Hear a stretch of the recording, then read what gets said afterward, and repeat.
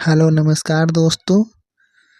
Current affair के class में आप सभी को हार्दिक स्वागत है। दोस्तों आज हम 14 अक्टूबर के महत्वपूर्ण खबरों के साथ वीडियो लेकर आ गए हैं, तो हम स्टार्ट करते हैं।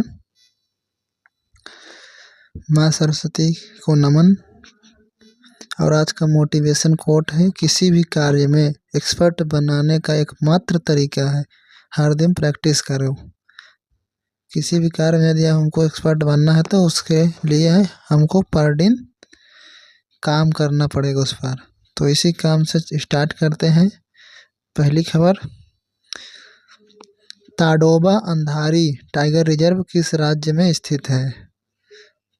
तो बताइए। ऑप्शन नंबर 1 है महाराष्ट्र, गुजरात, आंध्र प्रदेश, केरल।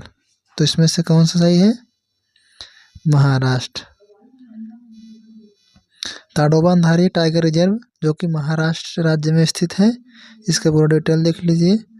पहली बार यहाँ इस टाइगर रिजर्व में पहली बार रोपवे सफारी शुरू किया जा रहा है, इसीलिए चर्चा में है। ठीक है। ये अंधारी नदी, अंधारी का अर्थ है अंधारी नदी। यहाँ ताडोबा नाम वन जनजाति द्वारा पूजे जाने वाला स्थानीय देवता से आया था।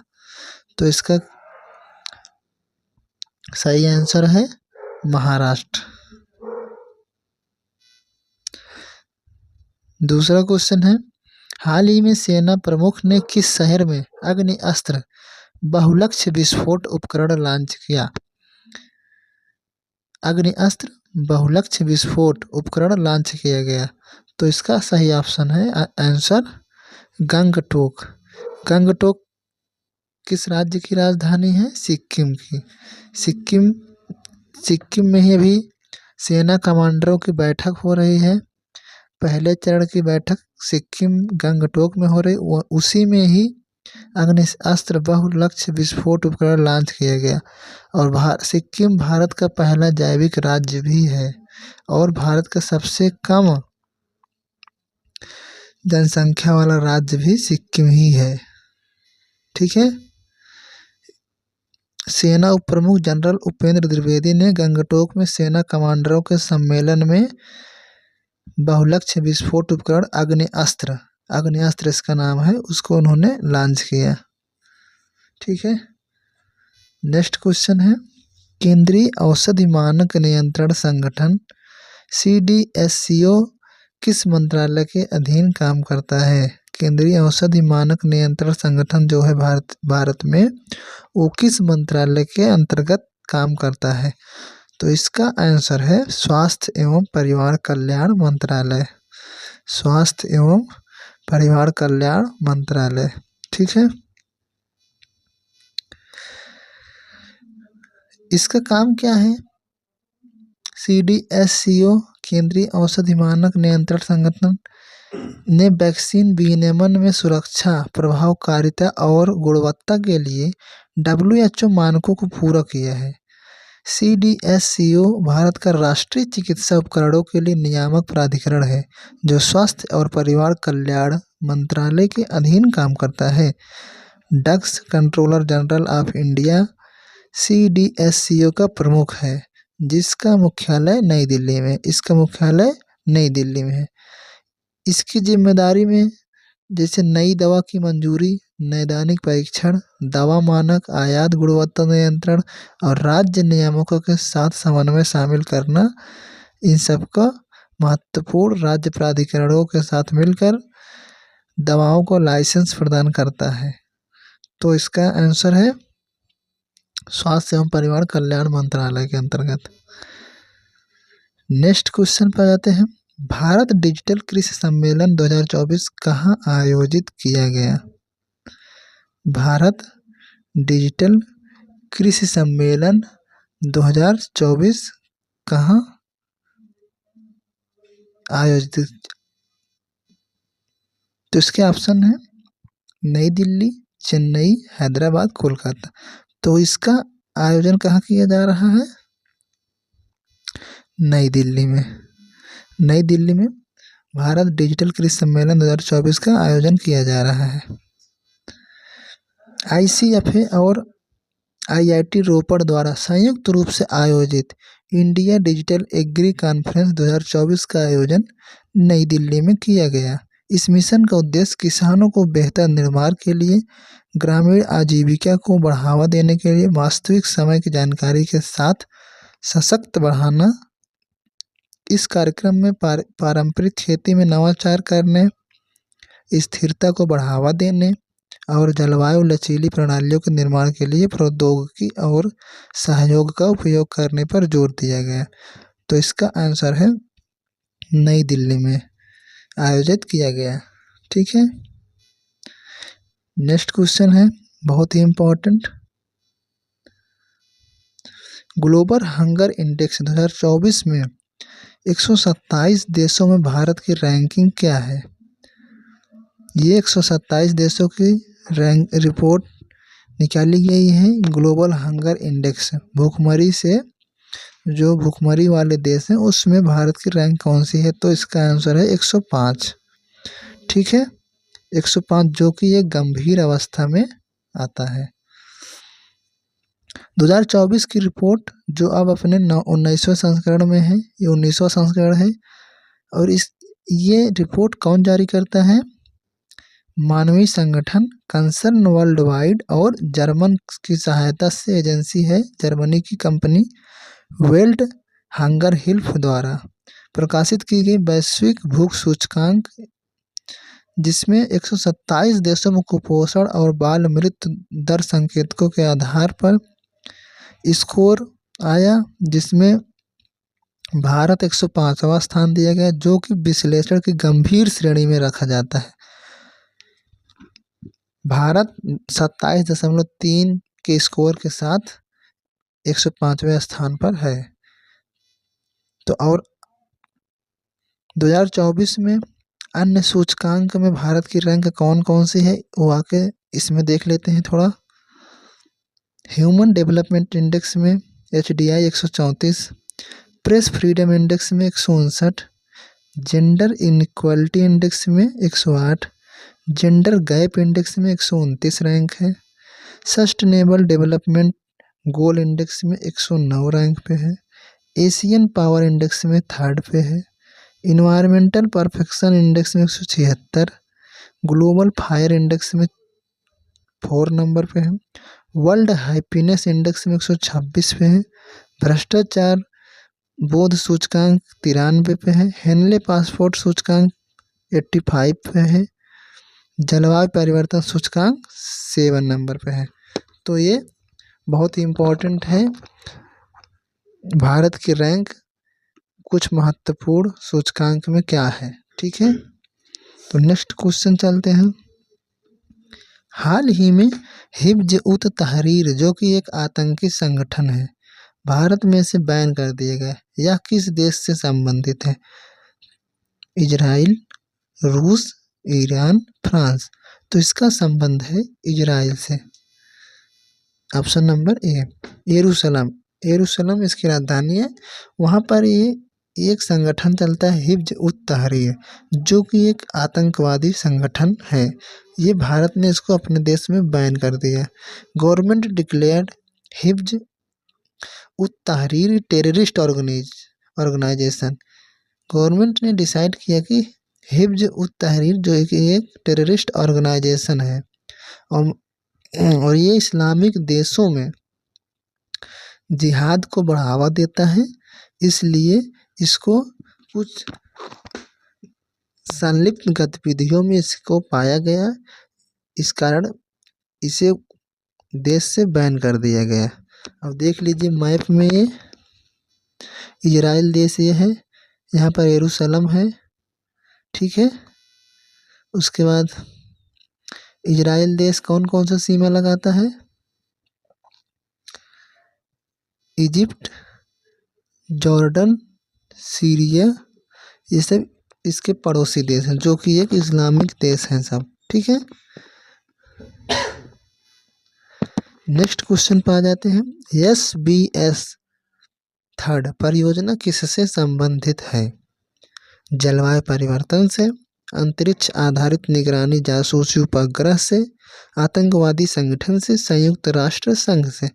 तो इसका उत्तर है SBS 3rd परियोजना अंतरिक्ष आधारित निगरानी जासूसी उपग्रह से है।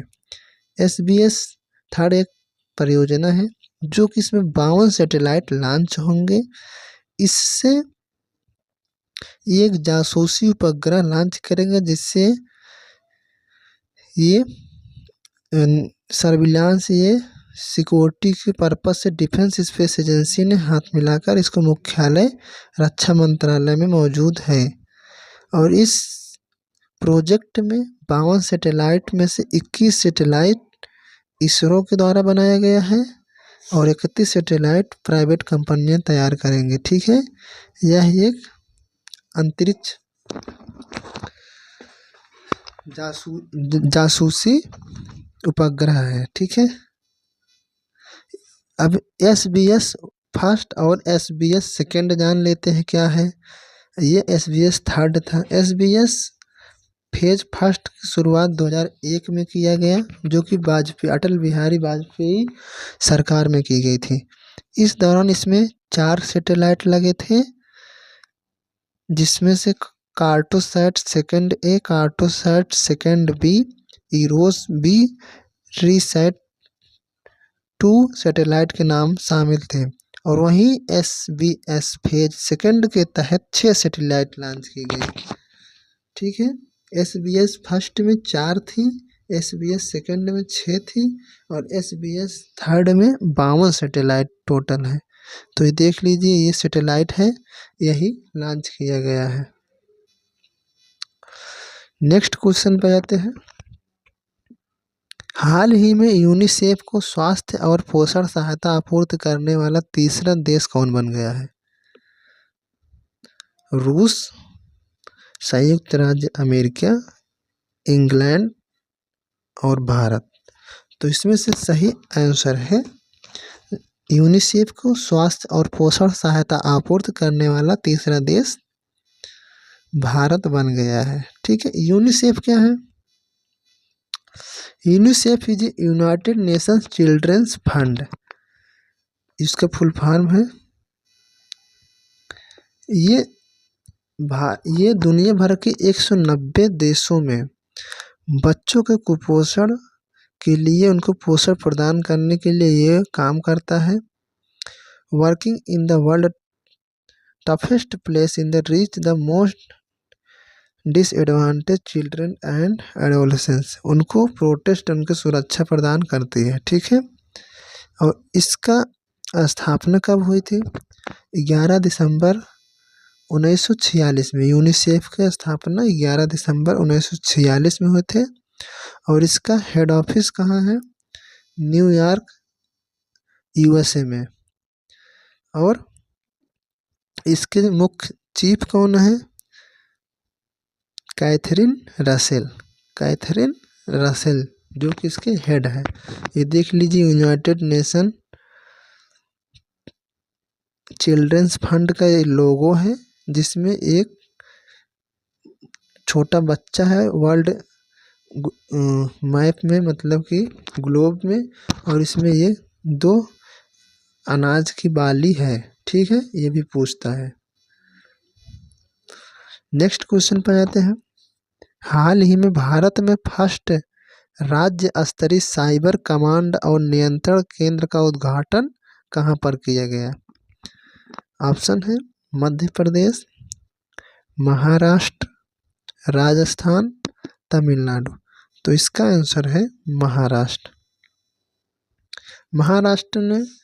महाराष्ट्र के डिप्टी CM देवेंद्र फडणवीस ने अभी हाल ही में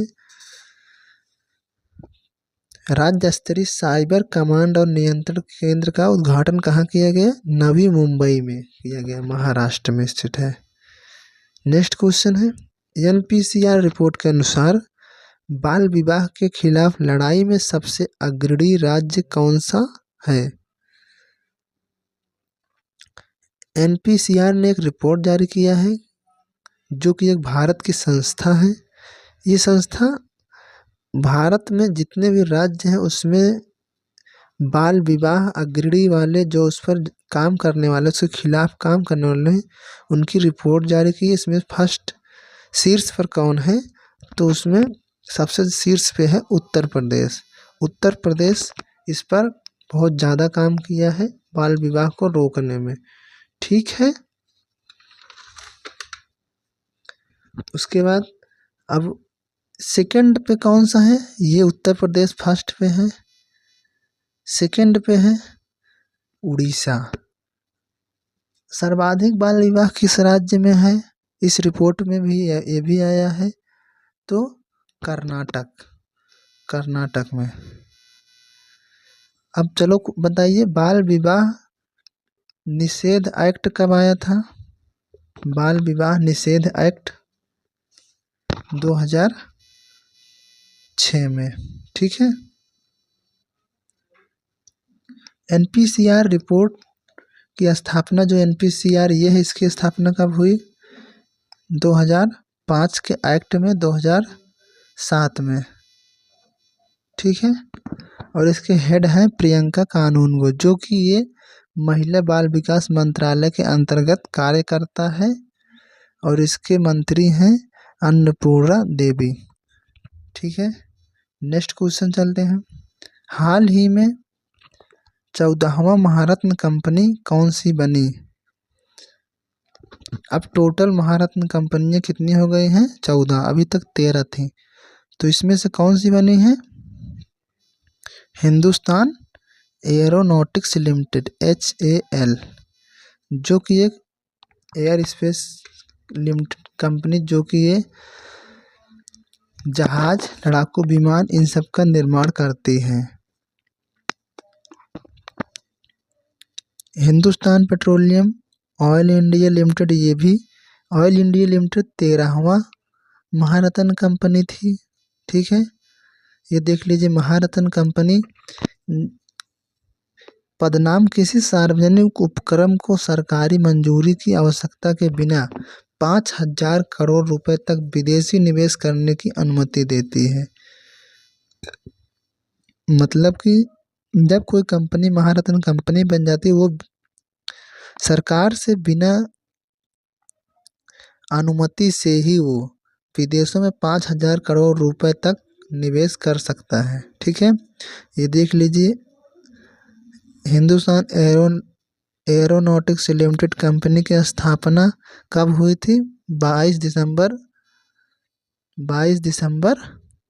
1940 में, और उस समय उसका नाम क्या था? हिंदुस्तान एयरक्राफ्ट के रूप में थी। साल 1964 में हिंदुस्तान एरोनॉटिक्स नाम बदल दिया गया, तो 22 दिसंबर 1940 में इसकी स्थापना होती है, और इसका मुख्यालय कहाँ है? बेंगलुरु, कर्नाटक में है, और इसके हेड कौन है? MD DK Sunil. उत्पाद क्या है? परिवहन विमान, लड़ाकू विमान, प्रशिक्षित विमान और हेलीकॉप्टर।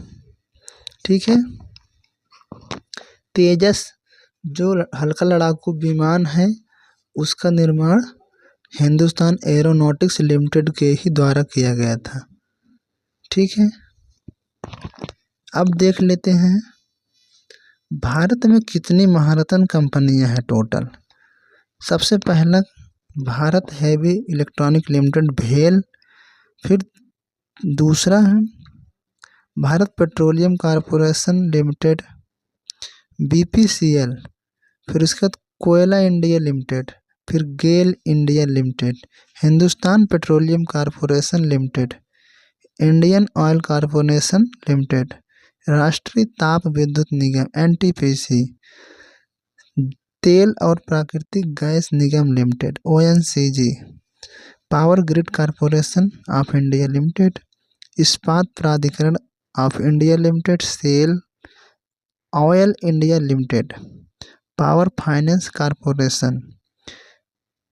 13 नंबर पर आता है ग्रामीण विद्युतीकरण निगम लिमिटेड REC, और 14 है भारत एरोनॉटिक्स लिमिटेड। ठीक है, तो इस प्रकार से टोटल 14 महारत्न कंपनियां भारत में हो गई है। वेरी इंपॉर्टेंट, इसको आप याद रखिएगा।